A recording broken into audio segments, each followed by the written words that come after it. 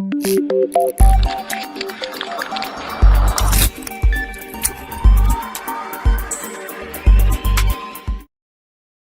pessoal, eu sou o professor de Física Gustavo Santana e no vídeo de hoje a gente vai estudar o movimento de rotação. Nós estamos inseridos no estudo de corpos rígidos e para corpo rígido é possível existir um movimento de rotação, o que não era possível quando a gente estava estudando partículas. Por isso, esse nome rotação é um conceito novo para a gente. Por quê?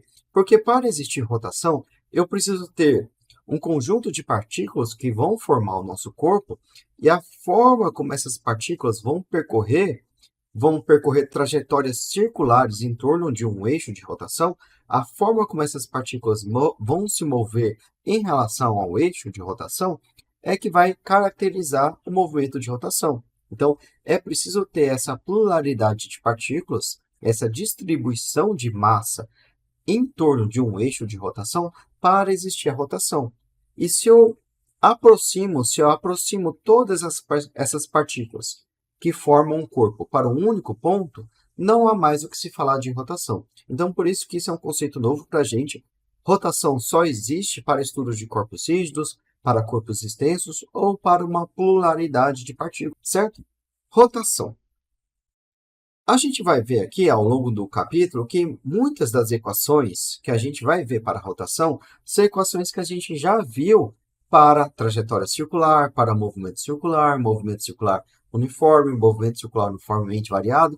Muitas das equações que a gente viu lá, a gente vai ver aqui novamente, porque nos dois casos, a gente vai ter esse movimento angular, certo? O que vai mudar é o que essas equações vão significar. Vai ter essas pequenas nuances, essas pequenas diferenças do que significam as equações que a gente viu na trajetória circular e o que a gente vai ver aqui no movimento de rotação. Então, vamos fazer exatamente isso. Vamos começar nosso capítulo fazendo uma comparação da trajetória circular de uma única partícula para o movimento de rotação de um corpo extenso e de um corpo rígido. Vamos lá? Olha só. A gente viu no estudo da trajetória circular essa equação aqui, ó. O deslocamento linear corresponde ao raio vezes o deslocamento angular. Você lembra dessa equação? Suponha que você tem aqui uma trajetória circular, pode ser, por exemplo, um carro. A gente está aproximando um carro para um único pontinho e esse pontinho vai andar em torno de uma rotatória. Então, aqui ele vai ficar andando em torno de uma rotatória de raio R. Suponha que inicialmente ele estava nessa posição, percorreu esse arco de circunferência e depois de um tempo ele atingiu essa posição aqui. Então, ele percorreu esse deslocamento θ e o movimento, a trajetória linear que ele percorreu, a gente vai chamar de S. A gente viu que S é igual a R vezes θ. O deslocamento linear corresponde ao raio vezes o deslocamento angular, dado o deslocamento angular em radiano, certo? Então, a gente tem essa equação aqui. Para o movimento de rotação, a gente vai ter essa mesma equação aqui, só que o seu significado é um pouco diferente. Eu vou pegar meu corpo rígido ou meu corpo extenso. Nesse capítulo, a gente vai estudar principalmente corpos rígidos, né? Não havendo a mudança da distância entre as partículas, ele não se deforma, certo? Então, eu vou ter aqui meu corpo rígido, vou dividi-lo em várias partículas, em infinitas partículas. E essas partículas vão se mover em relação a um eixo. Imagine, por exemplo, uma serra circular. Numa serra circular, você tem aquele disco girando, né? Então, você tem um movimento de rotação. A serra circular, ela não está transladando se você mantém ela parada. Não tem um movimento de translação. Mas se você olhar cada pequena partícula, você faz uns círculos ao redor da serra circular, você vai ver essas partículas percorrendo trajetórias circulares, né? Então, a gente tem aí o movimento de rotação. Se você pega uma dessas partículas e analisa a sua trajetória, a gente vai ter a trajetória de uma circunferência. Cada partícula vai percorrer uma trajetória circular e, para cada partícula, a gente vai ter essa equação, S igual a R vezes θ, em que S vai ser a trajetória linear percorrida por essa partícula, R vai ser a distância dessa partícula até o eixo de rotação, e θ vai ser o deslocamento angular. Então, a equação é a mesma, só o significado que vai mudar um pouquinho. Em uma eu tenho uma trajetória circular de uma única partícula. No movimento de rotação, cada uma das partículas vai ter essa mesma trajetória. Entendido até aqui? Da mesma forma que a gente tem essa equação S é igual a R vezes θ, uma variação ΔS é igual a R vezes uma variação Δθ. Se a gente dividir por ΔT, nós temos o seguinte.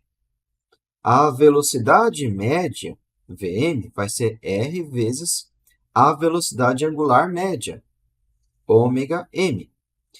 E essa equação ela não é válida somente para grandezas médias, velocidade média e velocidade angular média. Vale também para instantâneas. A velocidade instantânea corresponde a R vezes a velocidade angular instantânea. Então, V é igual a ômega vezes R. Isso a gente viu no estudo da trajetória circular e essa mesma equação a gente vai utilizar aqui no movimento de rotação. V é ômega R. Como a gente prova isso, que essa equação válida para velocidade média vale também para velocidade instantânea, vem da definição de derivada. Se você tem aqui, se você estudou derivada integral, você vai saber o que eu vou fazer agora. Se você não estudou, eu não vou tomar muito tempo aqui. S igual a R vezes θ. Se você deriva em relação ao tempo, ΔS sobre t é igual a R vezes Δθ sobre t. Aqui nós temos a definição de velocidade instantânea, isso é igual a R vezes a velocidade angular instantânea. Vimos que V é igual a ômega vezes R. Então, vamos anotar aqui nossas equações. S é igual a R vezes θ, V é igual a ômega vezes R. A gente viu que uma grandeza linear é igual a grandeza angular vezes R. S é igual a θ vezes R. V é igual a ômega vezes R. Então, para uma grandeza linear, a gente tem sua grandeza angular correspondente vezes R. Da mesma forma, a gente vai ter para a aceleração. Só que aqui a gente vai ter a aceleração tangencial. A aceleração tangencial vai ser a aceleração angular vezes R. Já a aceleração radial vai ser V ao quadrado dividido por R. Então, são as mesmas equações que a gente viu para a trajetória circular. Aqui a gente decompôs a aceleração em suas duas componentes, a aceleração tangencial e a aceleração radial, e a soma vai corresponder à aceleração total, né? Dado que isso é uma soma de vetores, né? Vide Pitágoras, uma aceleração radial, uma aceleração tangencial e a aceleração total formam um triângulo retângulo. Então, a aceleração ao quadrado corresponde à aceleração radial ao quadrado, mais a aceleração tangencial ao quadrado. Então, a gente tem essas equações. A aceleração tangencial é igual a alfa vezes r, a aceleração radial é igual a v ao quadrado sobre r, e nós temos que a ao quadrado é igual a aceleração tangencial ao quadrado, mais a aceleração radial ao quadrado. Beleza, pessoal? Então, tudo isso a gente já viu. E essas equações a gente vai vê-las aqui também no movimento de rotação.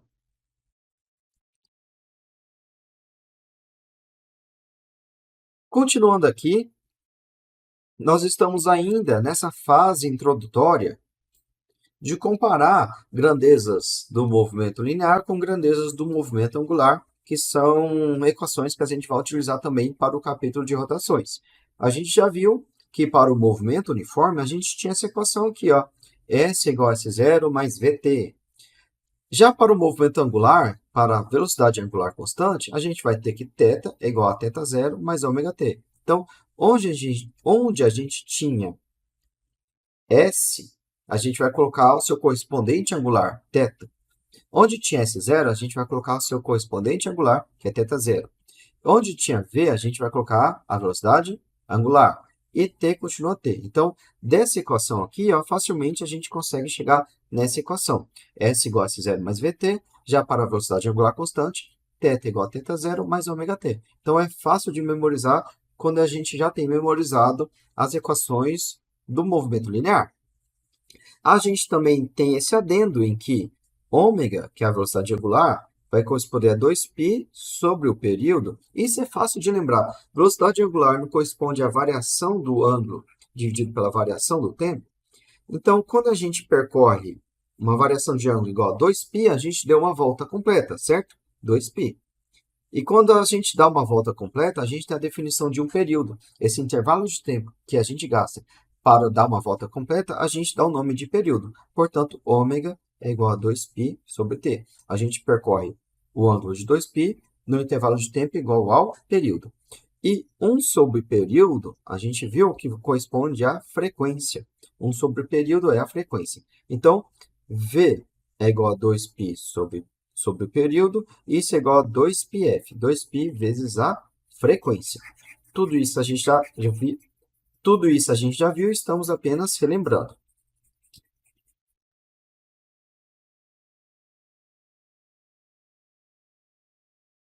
Vimos também, quando a gente estava no movimento uniformemente variado, a gente viu essas equações. S igual a S0 mais V0t mais AT ao quadrado sobre 2. V igual a V0 mais AT. E V ao quadrado igual a V0 ao quadrado mais 2A ΔS, certo? Com essas equações, a gente pode chegar nos equivalentes para o movimento angular. Onde a gente tem S, a gente vai colocar θ.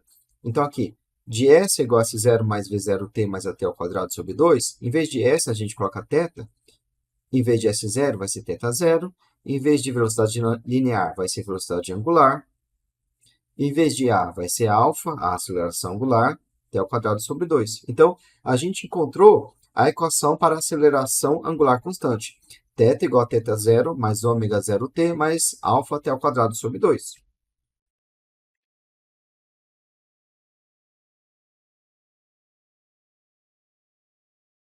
O mesmo para essa equação de baixo. No movimento uniformemente variado, a gente tinha V igual a V0 mais AT. Trocando V para a velocidade, trocando a velocidade linear pela angular e V0 para ômega 0 e A para alfa, a gente tem ômega é igual a ômega 0 mais alfa t, que é essa equação aqui, a equação para a aceleração angular constante. Já para a equação de Torricelli, a gente tem o seguinte.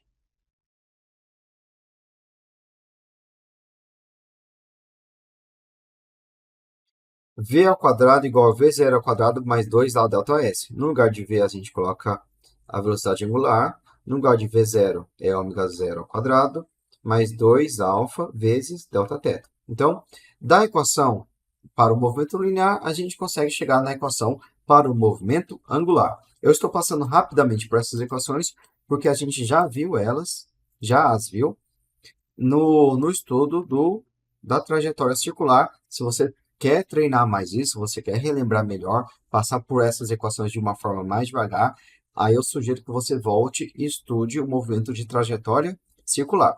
Então, antes de começar a falar mais propriamente de rotação, vamos ver aqui a rotação no brinquedo chamado carrossel, certo? Vamos passar por esses conceitos aqui pelo conceito de aceleração, a aceleração angular constante. Vamos lá? Olha só. Olha essa questão aqui.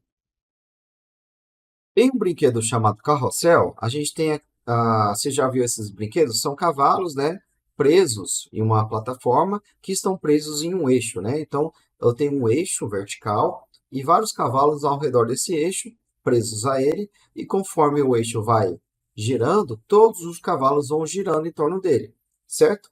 Então, vai todo mundo girar em torno de um grande eixo vertical e esse eixo vai ser o nosso eixo de rotação, certo? Então, cada um desses cavalos a gente pode considerá-los como partículas de um corpo. Então, a gente tem várias partículas de um corpo girando em torno de um eixo vertical, que é o centro do nosso carrossel. Então, o nosso carrossel pode ser aqui, ter uma circunferência. E cada cavalinho aqui, ó, vai girando em torno de um eixo que está perpendicular ao plano do seu computador, certo? Certo. Então, olha só. O brinquedo inicia seu movimento a partir do repouso. Então, eu tenho velocidade angular igual a 0. e começa a girar com uma aceleração angular constante. Sabendo que o carrossel completou a primeira volta em 10 segundos, calcule o valor dessa aceleração angular constante. Então, olha só, a gente viu que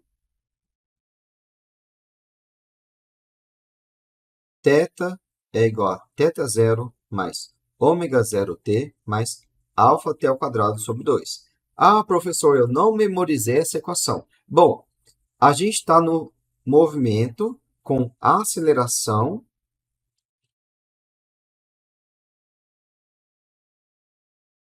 A gente está no movimento com aceleração angular constante.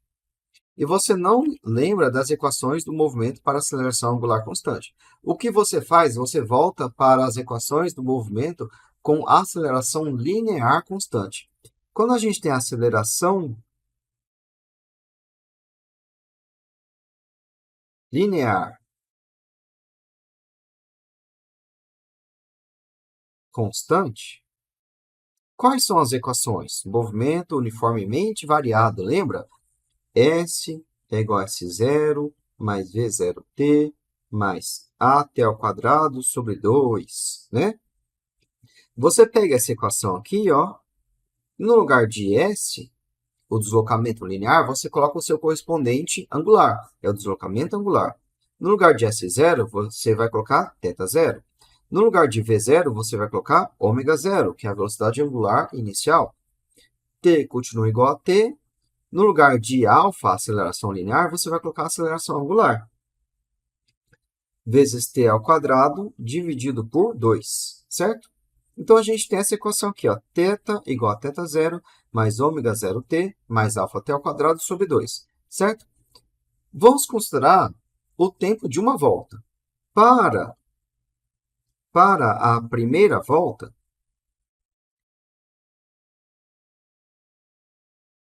nós temos o seguinte. Nós temos que θ menos θ0 corresponde ao deslocamento angular da primeira volta. Ou seja, ele deu uma volta completa. Na volta completa, a gente percorre um deslocamento angular igual a 2π. 2π. E essa primeira volta foi feita em 10 segundos. Então, no lugar de t, a gente vai colocar t igual a 10 segundos, certo?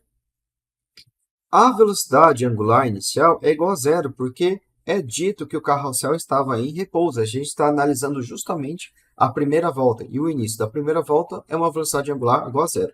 Então, a gente vai substituir esses resultados nessa equação aqui. A gente fica com o seguinte.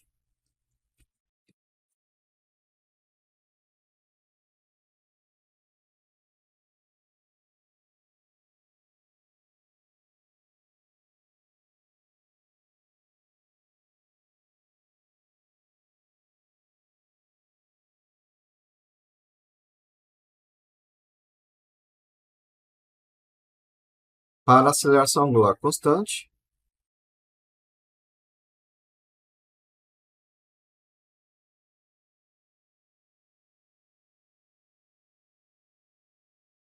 nós temos a equação θ é igual a θ0 mais ômega 0t mais alfa t ao quadrado sobre 2. Ômega 0 é igual a zero e a gente tem que θ menos θ0 é igual a alfa vezes t ao quadrado dividido por 2. θ menos θ0 é igual a 2π. 2π é igual a alfa, que a gente deseja conhecer o seu valor, vezes 10 ao quadrado dividido por 2. Ou seja, alfa vezes 100, que é igual a 10 ao quadrado, é igual a 2π vezes 2, que é igual a 4π.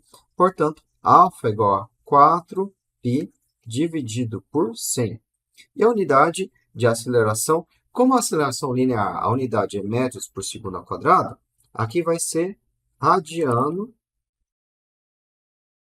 por segundo ao quadrado, certo? Então, encontramos aqui nossa aceleração angular. Essa questão aqui é apenas uma questão introdutória para o nosso movimento de rotação. A gente tem um carrossel em rotação, certo? A forma mais simples de estudar o movimento de rotação, é através do cálculo de energia cinética. É o que a gente vai fazer agora. A gente vai calcular a energia cinética de um corpo em rotação. Para isso, a gente vai dividir primeiramente, a gente vai estudar a energia cinética apenas de rotação e separar do movimento de energia cinética de translação. E depois a gente vai poder unir os dois movimentos. Então, você pode ter um carrossel, os cavalos girando, então o carrossel está no movimento de rotação, e esse carrossel como um todo está parado, né? Está no chão. Ou você pode considerar que esse carrossel está em cima de um grande caminhão, esse caminhão está levando esse carrossel e ele está sem rotação. Então, você pode separar o momento de rotação e considerar a translação igual a zero, ou esse carrossel sem girar e ele tem um movimento de translação em cima de um caminhão, ou você pode ter os dois movimentos ocorrendo simultaneamente. Enquanto o caminhão está levando o carrossel, dentro desse caminhão ele está girando. Então, a gente tem o movimento de translação e de rotação. Inicialmente, a gente vai calcular a energia cinética apenas de rotação. A gente tem várias partículas girando em torno de um eixo de rotação, e esse eixo de rotação está inicialmente parado. E depois a gente pode considerar a ausência de rotação e apenas considerar que esse eixo está em movimento, certo? É assim que a gente vai separar o movimento de rotação do movimento de translação. Aqui eu fiz um desenho para ilustrar. A gente tem o brinquedo, o carrossel em cima de um caminhão. A gente pode ter apenas energia cinética de rotação, apenas energia cinética de translação ou ambas as energias. Se a gente tem esse caminhão parado, sua velocidade linear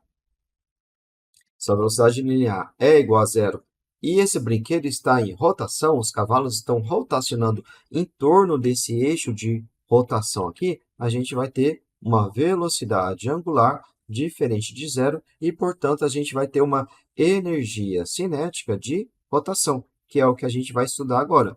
Já se esse caminhão ele possui uma velocidade diferente de zero e o brinquedo ele não está rotacionando, sua velocidade angular é igual a zero, então a gente não vai ter energia cinética de rotação e a gente vai ter apenas energia cinética de translação. Então, a gente pode ter um tipo de energia, a gente pode ter outro tipo de energia, ou a gente pode ter os dois tipos de energia. A energia cinética de rotação mais a energia cinética de translação. Como a energia cinética não é uma grandeza vetorial, é uma grandeza escalar, a energia cinética total vai ser a soma das energias. Energia cinética de translação e a soma da energia cinética de rotação com a energia cinética de translação corresponde à energia cinética total, certo? Então, vamos agora.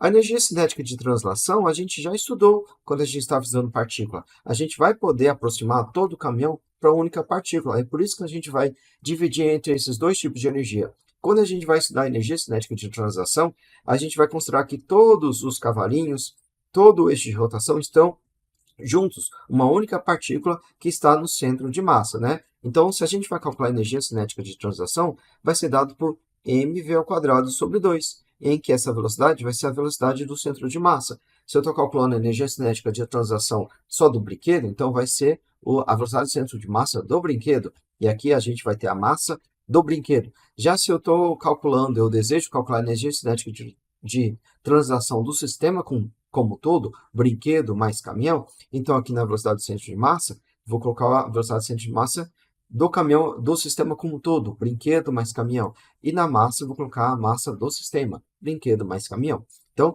vai depender do que eu quero calcular, certo? Então, vamos lá, vamos estudar essa energia cinética de rotação. Olha só, a gente vai ver que a energia cinética de rotação vai ser dada por essa equação aqui, ó.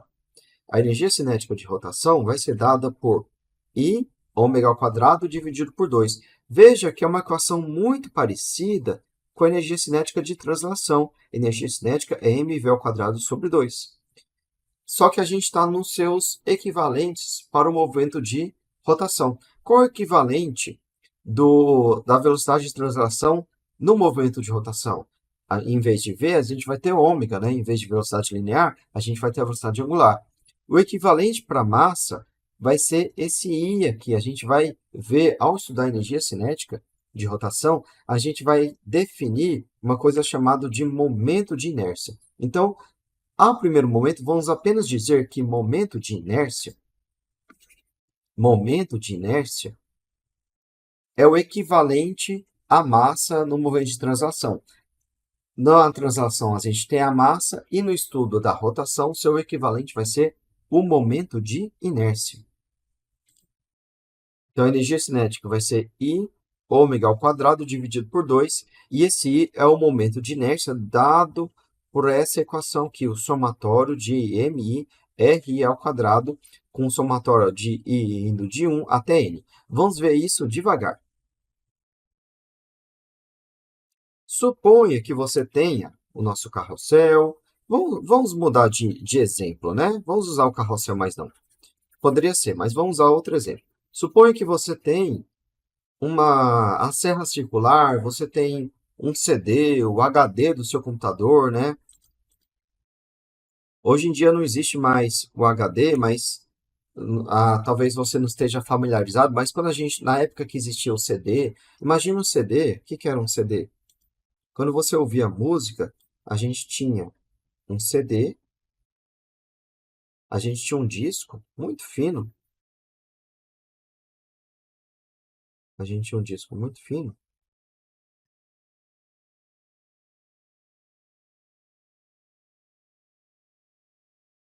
a gente tinha um disco muito fino que ficava rotacionando em torno do eixo do disco aqui. Então, imagina aqui um eixo que está entrando na tela do seu computador.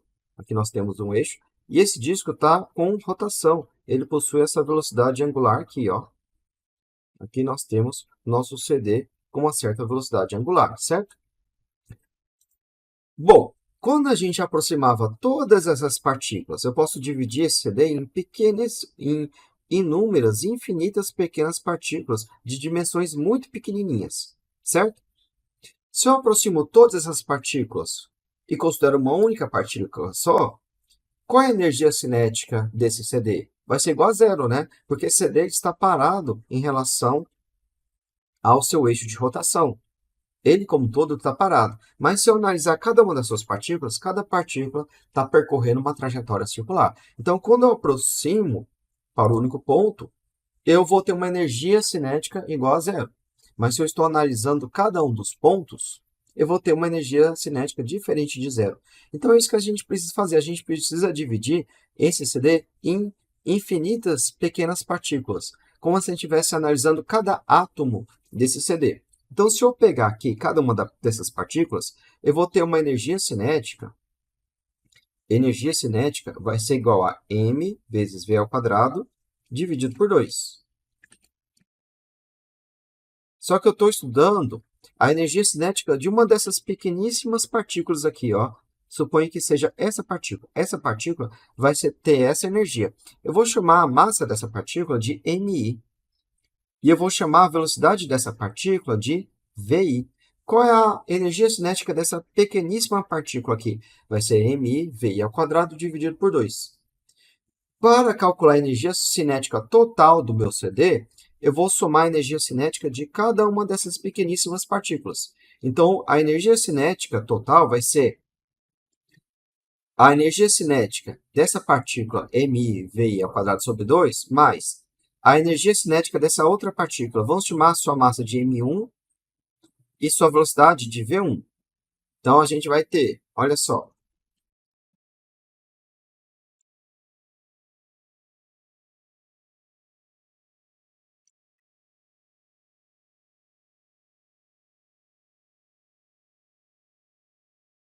nossa primeira partícula, que a gente tem uma partícula muito pequenininha, e ela tem uma massa M1 e uma velocidade V1. Qual é a energia cinética dessa pequena partícula? Vai ser a energia cinética igual a M1 V1 ao quadrado dividido por 2. Tenho do lado dela uma outra partícula, também muito pequenininha, de massa M2 e velocidade V2. Qual a energia cinética dessa segunda partícula? A energia cinética dessa segunda partícula vai ser M2 V2 ao quadrado dividido por 2. Isso continua. Para M3, V3, M4, V4, a gente vai ter o somatório de todas as energias cinéticas de cada uma dessas partículas, vai ser a energia total do nosso corpo, do nosso CD. Então, a energia cinética total é igual a m1v1 ao quadrado sobre 2, mais m2v2 ao quadrado sobre 2, mais m3v3 ao quadrado sobre 2, e assim até mn Vn ao quadrado sobre 2, em que n é o número de partículas. A gente pode representar esse somatório aqui da seguinte forma.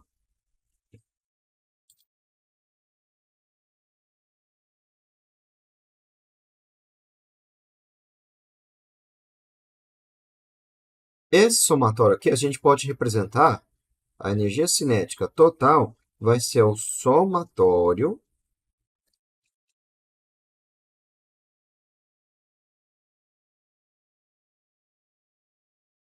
a energia cinética total vai ser o somatório de mi vi ao quadrado dividido por 2, em que i vai de 1 até n, certo? Então, escrever essa equação aqui, ou escrever essa outra equação aqui, dá no mesmo. Ambos dizem a mesma coisa. Aqui a gente tem m1v1 ao quadrado sobre 2, mais m2v ao quadrado sobre 2, m3v3 ao quadrado sobre 2, assim até o fim. E aqui, essa é uma forma de escrever essa mesma equação de uma forma mais enxuta. É um somatório, esse símbolo aqui representa o somatório, de mi ao quadrado sobre 2, em que i vai de 1 até n. Então, aqui nós temos m1v1 ao quadrado sobre 2, você faz i igual a 1. A gente vai ter m1v1 ao quadrado sobre 2, mais, temos i igual a 2, ficamos com m2v2 ao quadrado sobre 2, mais, aí agora a gente tem i igual a 3. m3v3 ao quadrado sobre 2. Então, é apenas uma forma de representar esse somatório aqui, ó. Certo? Beleza. Então, a gente tem essa equação aqui. Esta é a energia cinética total do nosso sistema. A gente acabou de ver no vídeo passado que a velocidade linear corresponde a ômega vezes r. A velocidade linear corresponde à velocidade angular vezes o raio. No caso, o que vai ser esse raio aqui, ó? O que é esse raio? Bom, cada partícula vai estar no movimento circular em torno do eixo de rotação. Então, para essa primeira partícula aqui, o raio vai ser a distância da partícula. Como cada partícula vai realizar uma trajetória circular em volta desse eixo de rotação, o raio vai ser o raio de cada partícula, o raio da trajetória para cada partícula. Em outras palavras, esse r aqui vai ser a distância do eixo de rotação até a partícula. Então, para essa partícula m3 aqui, ó, para essa partícula de número 3, a gente vai ter que o raio vai ser a distância dessa partícula até o eixo de rotação. Certo? Certo? Então, aqui nós temos o nosso raio R3. E isso vai valer para cada uma das partículas. Então, a gente vai escrever que a energia cinética é igual ao somatório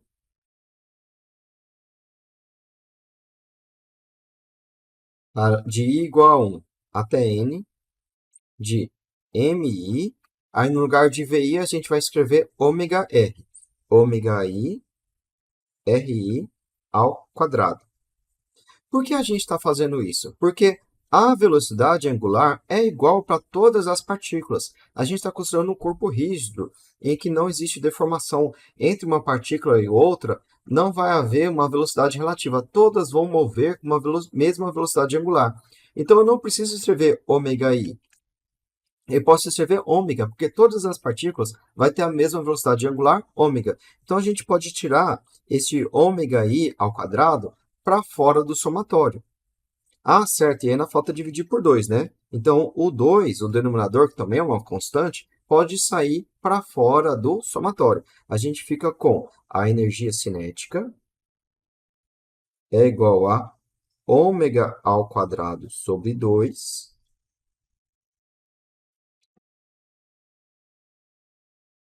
A energia cinética é ômega ao quadrado sobre 2,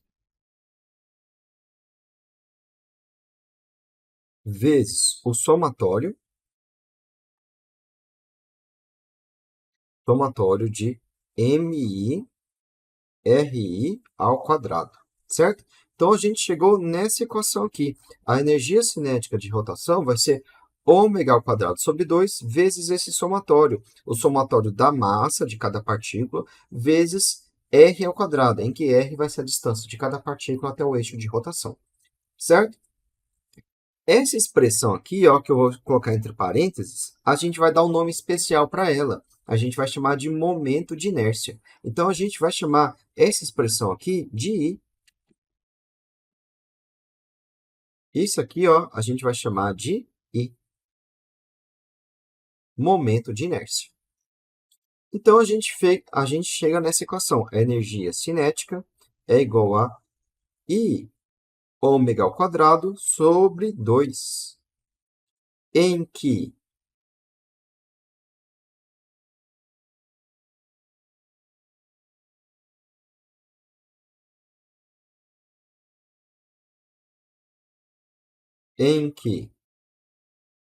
I corresponde ao somatório de I igual a 1 até N de MI vezes RI ao quadrado. Este aqui é o momento de inércia do nosso CD, do nosso corpo rígido. Essa equação é a que nos dá o cálculo da energia cinética de rotação do nosso corpo rígido. A energia cinética é I ômega ao quadrado sobre 2, em que I é o somatório de I igual a 1 até N da massa vezes a distância ao quadrado. Este é o momento de inércia e essa aqui é a energia cinética de rotação. Entendeu até aqui?